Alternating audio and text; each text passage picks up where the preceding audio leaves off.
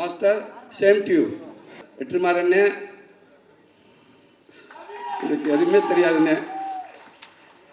அடுத்தபடியாக நம்ம எல்லாருடைய ஃபேவரட் சூர்யாண்ணா ஒரு நல்ல கைத்தட்டலோட. எஸ், ஆக்சுவலி நான் ஒரு விஷயம் நான் சொல்லிக்கிறேன், இது என்னுடைய இதுதான். அவரோட லுக்கு பார்த்தீங்களா?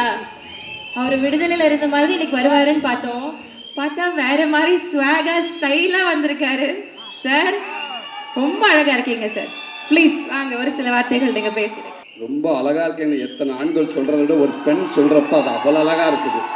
தேங்க்யூங்க, ரொம்ப சந்தோஷம். இங்கே வந்து தம்பிகளை மறந்துடுவேண்டா, ஒரே நிமிஷங்க.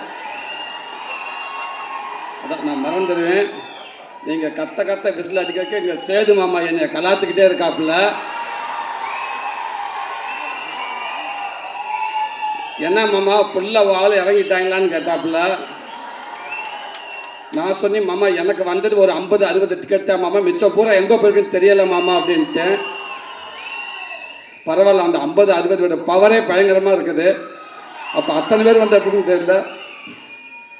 தேங்க்யூ அன்பு தம்பிகளா. இங்கே வந்திருக்கிற விடுதலை குடும்பத்தார்கள் அனைவருக்கும், பத்திரிகை நண்பர்களுக்கும், மீடியா நண்பர்களுக்கும், அன்பு தம்பி தங்கைகளுக்கும், அன்பு ரசிகர்கள் உங்களுக்கும் எங்கள் விடுதலை டீம் சார்பாக ஒரு பெரிய நன்றியை சொல்லிக்கிறேன். இந்த விழா நாயகன் எங்கள் ஐயா, நம்ம ராசா இளையராஜா ஐயா.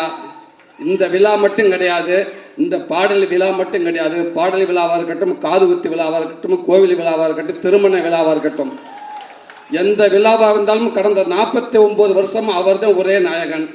எல்லாத்துலேயுமே அவர் தான் இருந்திருக்காரு.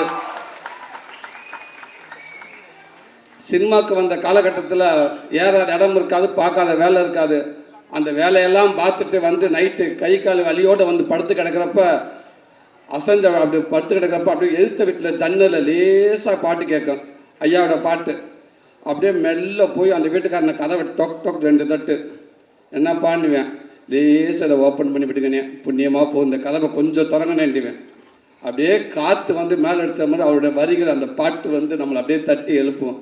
அந்த பாட்டு சத்தத்தை கேட்டு அப்படியே படுத்துட்டோம்டா, பக்கத்தில் ஒரு தாய் ஸ்தானத்தில் அவரோட பாட்டெல்லாம் வந்து நமக்கு ஆறுதல் கொடுக்கும். டேய் கவலைப்படாத, எல்லாம் சரியாயிடும் சரியா, வாங்கடா வாங்க, நல்லா இருப்பேங்கடா, எல்லாம் சரியா, வலியெல்லாம் போயிடும் அப்படின்னு சொல்கிற மாதிரி இருக்கும். அந்த வலி எல்லாம் அப்படியே பறந்து ரொம்ப தூரமாக போயிடும். அது மறுநாள் காலம் இருந்துச்சு, ஒரு தைரியமாக ஓடுவோம். பெரிய ஒரு நம்பிக்கையை கொடுத்துச்சு. அப்படிப்பட்ட ஒரு மாபெரும் இசை கலைஞன், இசை கடவுள் அப்படின்னு சொல்லலாம். உலகத்தில் இசை மருத்துவர், தலை சிறந்த இசை மருத்துவர்னு சொல்ல இப்படி சொல்லிக்கிட்டே போகலாம். எவ்வளோ வார்த்தைகள் சொன்னாலும் பொருந்தக்கூடிய ஒரே மனிதர் எங்கள் ஐயா அவர்கள் தான். நேற்று ஒரு ஈவினிங் போல் ஒரு ஃபோன் வந்துச்சு எனக்கு. ஒரு ஐபிஎஸ் அதிகாரி, ரொம்ப உயர் போஸ்டிங்கில் இருக்கக்கூடியவர். பார்த்து ஒரு 3 மிஸ்டேக் காலையில் கால் பண்ணியிருக்காரு. நான் ஈவினிங் ஒரு 5 மணிக்கு தான் நான் பார்த்தேன். பார்த்தோன்னே பதறிப்பை, என்ன ஆச்சு ஏதாச்சும் எதுவும் பிரச்சனைன்னு சொல்லிட்டு பதறிப்பை, சார் வணக்கங்க சார் நான் கவனிக்கல சார் சொல்லுங்கள் சார்ண்டேன். என்னங்க அந்த மனுஷன் பாட்டு போட்டிருக்காரு, என்னங்க பாட்டு சாண்டு, இந்த தென்னந்தனம்பு பாட்டு கேட்டீங்க, எத்தனை தடவை நான் கேட்டேன்னே தெரியலைங்க எனக்கு உண்மைக்கு தொலைக்குதுங்க. அப்படி ஒரு பாட்டு கேட்டுகிட்டே இருக்குங்க. உலகத்தில் எல்லாத்துக்கும் ஒரு ஆப்ஷன் இருக்குங்க அந்தந்த காலகட்டத்தில். ஆனால் ஆப்ஷன் இல்லாத ஒரே ஆப்ஷன் இளையராஜா ஐயா மட்டும்தாங்க. அவருக்கு ரீப்ளேஸ்மெண்ட் யாருமே கிடையாதுங்க, அது அவர் மட்டும்தாங்க அப்படின்னு சொல்லுவாங்க. ரொம்ப சந்தோஷமாக இருக்குங்கய்யா. வாழ்க்கையில் மிகப்பெரிய பதிவு சமீபத்தில் எனக்கு நடந்துச்சு. ஒரு 10 நாளைக்கு முன்னாடி அந்த பாடல் வெளியீட்டு விழா அன்னைக்கு சாரோட ஆஃபீஸுக்கு போகிறப்ப நான் ஃபஸ்ட்லேயே வந்துட்டேன். அங்கே யார் இருக்கான்னு கேட்டு, யாருமே இல்லை, இளையராஜா ஐயா மட்டும்தான் இருக்காங்க அப்படின்னு. டிரைவர்கிட்ட டக்குன்னு வண்டி ஓரங்கிட்டு அப்படின்ட்டு வெயிட் பண்ணு, அதாவது வந்ததுக்கப்புறம் போகலாம் அப்படின்ட்டு. சொக்கலிங்க பொங்காளி வாங்க போ அப்படின்றாரு. சும்மா இருங்க, அவர் மட்டும்தான் இருக்காருண்டு. ஏன்னா அவர்கிட்ட போய் உட்காந்து பேசுறதுக்கு நம்மள ஒரு ஆளே இல்லை. இருந்தாலும் யாராவது வரட்டும் அப்படின்ட்டு இப்போ பயத்திலே இருந்தேன். சீக்கிரம் வாங்க, சேது வந்துட்டார், பேசிக்கிட்டு இருக்காருன்னு சொன்னாங்க. உடனே விட்றா வண்டியா அப்படின்ட்டு வேகமாக வந்து உட்காந்துருந்தேன். ஐயா கிட்ட ஆசீர்வாதம் பக்கத்தில் உட்காந்துருந்தேன். அடுத்து வெற்றிமாறன் வந்தார். அதாவது அவர் பக்கத்தில் உட்காந்துருக்கப்போ அவர் நிறையா விஷயங்கள் ஷேர் பண்ணியிருக்கலாம், எவ்வளோ விஷயங்கள். ஆனால் அவர் ஆரம்ப காலகட்டத்தில் சினிமாவுக்கு எப்படி அந்த இந்த மியூசிக்கில் வந்தார், அவங்க குருநாதர் யார், அவங்க அண்ணன் யார், அவங்க அம்மாவை பற்றி நான் எப்படி கற்றுக்கிட்டு எனக்கு எங்கே தூண்டுச்சு, முதல் டியூன் நான் எப்படி பண்ணேன், எது மூலமாக எனக்கு வாழ்த்து கிடச்சிச்சு, அதுக்கப்புறம் யோசிச்சு பார்த்து இது நமக்கு வந்த கைதட்டு இல்லையா, அப்போ நமக்குன்னு ஒரு கைதட்டு வரும்னு சொல்லிட்டு நான் ஆரம்பித்து ஒவ்வொன்றும் அப்படின்னு சொன்னார். அதையெல்லாம் கேட்குறப்ப பக்கத்தில் இருந்துட்டு இப்படி ஒரு பேசப்போ வாழ்க்கையில் செயற்படுறப்ப அந்த பதிவுக்குள்ளே நம்ம இருக்கோம் இல்லையா, அந்த பக்கத்தில் ஓரமாக கைகட்டி உட்காந்துருந்தேன் இல்லையா, இது என் வாழ்நாள் மிகப்பெரிய பக்கிஸ் இல்லையா. இது எனக்கு இது நான் மட்டும் இல்லை, இது என்னுடைய சந்ததிகள் எல்லாமே இதை பாதுகாக்க வேண்டிய ஒரு பதிவு. இது ரொம்ப ரொம்ப நன்றிங்க. அப்படி இருக்கப்ப உங்கள் வரிகளில் உங்களுடைய மியூசிக்கில் நான் ஒரு உருவமாக இருந்திருக்கேன். இப்போவும் சொல்கிறேன், இது கனவா என்னான்னு தெரியல. இப்படி ஒரு வாய்ப்பு எடுத்து கொடுத்த வெற்றிமாறண்ணே, இதுக்கு எதுவுமே தெரியாதுண்ணே, ரொம்ப ரொம்ப நன்றிங்க. அடுத்துங்க உங்கள் ராஜ்மேன் சார், ஸோ உங்களோட ஒர்க் பண்ண ரொம்ப நன்றி சார். இந்த படத்தில் அவன் வில்லன்களாக வந்து கத்தி சத்தம் வந்து கத்தின்னு சொல்லுங்க, கன்னு எதுவுமே இல்லாமல் ஒரு கொடூர வில்லன் அப்படின்னா படத்துக்குள்ளே சொல்கிறேன், உங்களை மட்டும்தான் சொல்லணும் சார். அப்படி ஒரு பதிவாக இருக்குது அண்ணனோட இது. நீங்கள் பார்ப்பீங்க, அந்த விடுதலை 1 பார்த்தீங்க இல்லையா, இப்போ விடுதலை 2ல் பார்ப்பீங்க. அவரோட அற்புதமான ஒரு ஆக்டிங்க. வாழ்த்துக்கள் உங்களோட ஒர்க் பண்ணல ஜாய்க்கண்ணே, வழக்கம்பண்ணே. நீங்கள் இருந்தாலும் நீங்கள் எல்லாட்டாலும் உங்களுடைய பங்களிப்பு சினிமாவுக்குள்ளே அதிகமாகவே இருந்துக்கிட்டே இருக்குண்ணே. ரொம்ப சந்தோஷம். உங்களுக்கு வாழ்த்துக்கள். சேத்தனே, உங்களுக்கும் வாழ்த்துக்கள்ண்ணே. சாரி, நம்ம எல்லாம் ஒன்றா தான் இருந்தாலும் நான் நீங்கள் சீரியல் அடிப்படையில் சொல்கிறேன். ரொம்ப சந்தோஷம் உங்களுக்கு ஒர்க் பண்ணல. அன்பு தம்பி கவின், நீ சொன்ன மாதிரி அந்த கேரளாவில் நீங்கள் கருணாசனம் நடிக்கிறப்ப நீ நடிச்சுக்கிட்டு இருந்தால், நானும் கேரளா ஃபஸ்ட்டு படம் ஒரு மலையாள படத்தை கூட்டி போயிட்டாங்க. அங்கே போய் நடிச்சுக்கிட்டு இந்த ஆரம்ப காலகட்டத்தில் டக்குன்னு பிரேக்குன்னு விட்டுருவாங்க, எங்கே போய் உட்காருன்னு தெரியாது.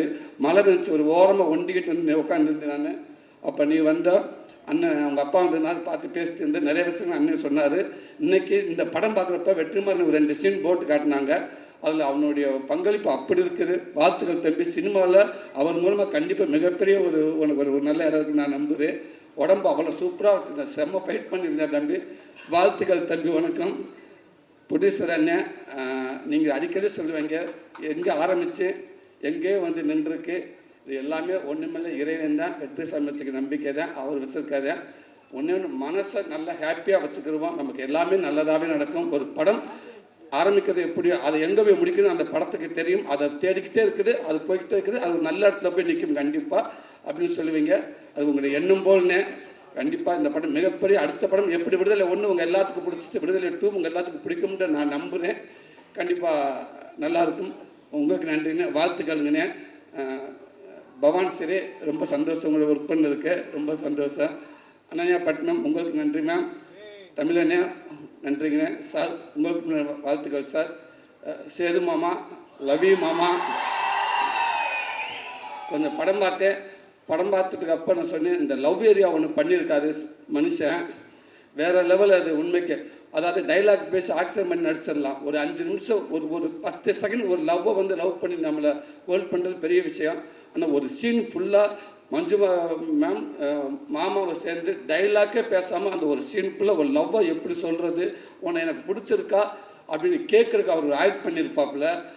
மிகப்பெரிய ஆக்டிங். அது மிகப்பெரிய ஆக்டிங். நம்மளை அறியாமல் ஒரு நடிகை நடிக்கிறப்போ பார்க்குறப்ப நம்ம அந்த மூஞ்சி நம்ம கை காலம் நம்மளை அறியாமல் அவங்களோட அப்படியே போய்கிட்டே இருக்கும். அப்படி ஒரு அந்த சீன் அது. ஐ லவ் யூ மாமா. இதே மாமா, நீ இன்னும் மேலும் நீ மிகப்பெரிய இடத்துல இருக்க மாமா. இந்த படம் இன்னும் மேலும் மிகப்பெரிய நடிகனாக கொண்டு போய் சேர்க்கணும்னு நான் இறைவனை நம்புறேன் மாமா. வாழ்த்துக்கள் மாமா. எங்கள் அண்ணன் வெற்றிமாறன் எப்படி சொல்கிறது, விடுதலைக்கு முன் சூரி, விடுதலைக்கு பின் சூரி, கீப்பு மாதிரி அப்படி மாற்றி எழுதலாம். வெற்றிமாறன்ங்கிற யூனிவர்சிட்டியில் விடுதலைங்கிற ஒரு டிகிரி படித்ததுக்கு அப்புறம் தான் என் வாழ்க்கையே மாறிடுச்சு நான் நினைக்கிறேன். சினிமாவை நான் பார்க்குறது மாறிடுச்சு, சினிமா என்ன பார்க்குறதோ மாறிடுச்சு நான் நினைக்கிறேன். அதுக்கு முன்னாடியெல்லாம் வந்து என்னோடய படங்கள்லாம் பார்த்துட்டு வந்து உங்கள் படங்கள் நல்லா இருக்குது, காமெடிகளாக நல்லா இருக்குது, அந்த காமெடி நல்லா இருக்குது, இந்த டே நல்ல ஃப்ளோவில் போயிட்டுருக்குடா, கொஞ்சம் அமைதியாக அந்த காமெடி நல்லா இருக்குது, இந்த காமெடி நல்லா இருக்குன்னு சொல்லுவாங்க. அப்போ நான் சொல்லி உண்மைக்கே டேரக்டருக்கு ரொம்ப நன்றிங்க அப்படின்னு சொல்லுவேன். ஆனால் இன்றைக்கி என்னை பார்க்குறப்ப உண்மைக்கே ஒரு நல்ல நடிகனாக இருக்கீங்க நீங்கள். அந்த இடத்த அந்த படங்களை பார்க்க சூப்பராக நடிச்சிருக்கீங்க, இந்த சீன் நல்லா நடிச்சிருக்கீங்க, நீங்கள் குமரசனாகவே இருக்கீங்க. உங்களை பார்க்குறப்ப அந்த சூரியன்றது எங்கேயுமே தெரியல, குமரசனாகவே இருக்குது அப்படின்னு சொல்லுவாங்க எல்லாரும். உண்மைக்கே எனக்கு ரொம்ப சந்தோஷமாக இருக்குது. அது மூலமாக எனக்கு ஒரு கைடன்ற அண்ணன் மூலமாக ஒரு கைடன்ற ஒன்று கிடச்சிச்சு. அதுக்கும் எனக்கு நல்ல பேர் வாங்கி கொடுத்துச்சு. கொட்டுக்காளிங்கிற படமும் எனக்கு நல்ல பேர் வாங்கி கொடுத்துச்சு. எவ்வளோ பேர் என்னை வாழ்த்துனாங்க. கமலாசன் சார் அதை பார்த்துட்டு ஒரு 4 பக்கம் லெட்ரு எனக்கு கொடுத்தாரு, எங்கள் டீம் கொடுத்தாரு. அதில் அந்த சூரியங்கிற ஒருத்தர் எங்கேயுமே தெரியல, பாண்டியாருன்னு தெரிஞ்சாருன்னு சொன்னார். இது எல்லாத்துக்கும் காரணம் வெற்றிமாறன் அண்ணன் மட்டும்தான். இது அவர் தான் எல்லாத்துக்கும் காரணம். அவர் ஆரம்பித்து வச்சது தான் இன்னைக்கு இவ்வளோ தூரத்துக்கு போயிட்டு நான் நினைக்கிறேன். ரொம்ப நன்றிங்கண்ணே. இதை நான் முடிஞ்ச அளவுக்கு நான் ஒரு நல்ல பேரோடு நான் கொண்டு போயிருக்குன்னு நான் நினைக்கிறேன்னே, நான் நம்புகிறேனே. ரொம்ப ரொம்ப சந்தோஷங்கண்ணே. Master same to you master. உங்களுக்கு பீட்டர்கன் மாஸ்டர் ரொம்ப நன்றி மாஸ்டர். அவளை கஷ்டப்பட்டு ஒர்க் பண்ணிங்க, அவளை நானும் கஷ்டப்பட்டேன் அதில். ஆமாம்மா, அந்த கிளைமேக்ஸில் ஒரு 15 நிமிஷம் என்னை ஏர்லேயே வச்சுருந்தீங்க. Thank you master. என்னை தரையில் என்னை படவே இல்லை. ஒரு இடத்துல காலெலாம் கிழிச்சு ஒரு 2 தையல் போட்டு ஒரு 4 தையல் போட்டாங்க. திருப்பி வந்து அப்புறம் திருப்பி அந்த தையலும் பிரிஞ்சு போச்சு. திருப்பி போனேன், திருப்பி 4 தையல் போட்டாங்க. திருப்பி வந்து திருப்பி பிரிஞ்சிருச்சு. திரும்பி அங்கே போகலான்னு சொக்கலிங்கிட்ட கேட்குறப்ப சொக்கலிங்க சொன்னார், அந்த டாக்டர் கொன்னே இப்படி வாமிச்சேன், வேறு ஹாஸ்பிட்டலுக்கு போகலாம் அப்படின்றாரு. திருப்பி அந்த டாக்டர்கிட்ட போனோம். அவர் அப்படியே பார்த்தாரு, ஏன்னா விளையாடுறீங்களான்னு கேட்டார். இல்லைங்க இது கேட்கலான்ட்டு பீட்டர்கன் மாஸ்டருக்கு அவர்கிட்ட போய் கேளுங்க அப்படின்னு.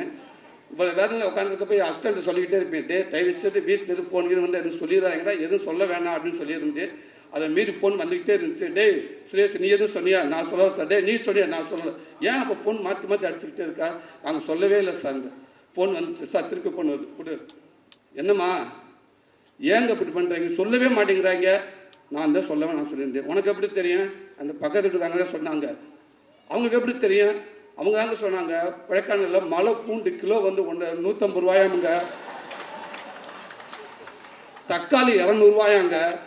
சின்ன வெங்காயம் இருக்குங்க, அந்த கொம்பு தேன் இல்லை, அதெல்லாம் வாங்கிட்டு வாங்கிட்டாங்க. கொம்பு தேன் சிம்பு தேன் உனக்கு கொண்டே விடுவேன். இங்கே நான் இருக்கிற இருப்பேன்னா கால் உடஞ்சி ஒட்ட வச்சுக்கிட்டு இருக்கிறேன். கொம்பு தேனும் மலை பூண்டை வை அப்படின்னு. இதுதாங்க எங்கள் வீட்டில் இருக்கிறது. இதுதான் வாழ்க்கை முடிஞ்சு போச்சு. ஸோ அப்படி ஒரு பெரிய நினைவுகளை கொடுத்துக்கிட்டே இருக்கீங்க மாஸ்டர். அடுத்தடுத்து உங்கள் கூட ஒர்க் பண்ணிட்டு நினைக்கிறேன் master. Thank you master, thank you master. இவ்வளோ நேரம் எனக்கு ஒரு நல்ல ஒரு வாய்ப்பு கொடுத்தீங்க. இப்படி மீண்டும் இந்த விடுதலை படம் உங்கள் எல்லாத்தையும் ஒரு திருப்திகரமான ஒரு படமாக அமையும் அப்படின்னு நான் நம்புகிறேன். இங்கே வந்திருக்க அத்தனை பேர்த்துக்கும் நன்றி. தேங்க்யூ.